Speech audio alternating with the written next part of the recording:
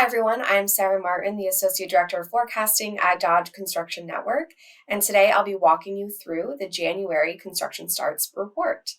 So as a reminder, here at Dodge, we track projects from their earliest planning stage all the way to when they break ground, and once they've broken ground, they are classified as a construction start. At that point, we enter their full value and square footage of that project in the month that it broke ground. So total construction starts were down 6% in January, really driven by an 18% decline in non-residential starts. Meanwhile, residential starts fell 1% and non-building starts grew 4% over the month. So obviously most of this month's decline was really stemming from the non-residential construction side.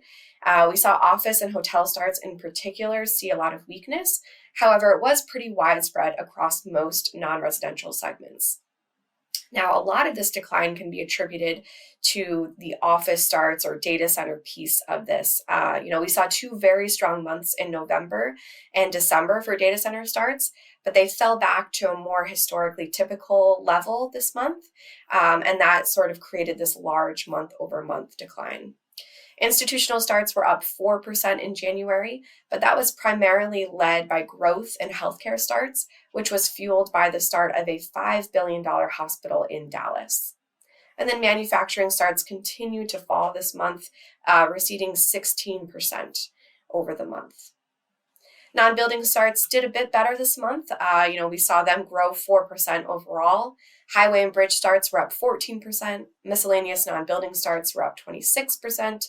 And utility or gas starts were up 1% over the month. The only sector to see weakness in January was the environmental public works side, which fell 14% over the month. And then residential starts did okay. They fell back 1%. We saw single family starts increase 2%. And multifamily starts slow by 2% in January.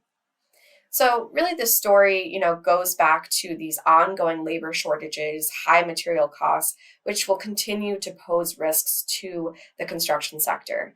Obviously, right now, there's also a lot of uncertainty and concerns over the trajectory of tariffs in 2025 and how stricter immigration enforcement will limit the construction labor force as well.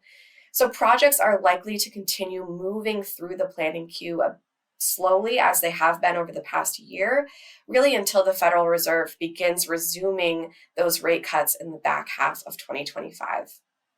Well, thanks so much for joining me, and I'll see you next month.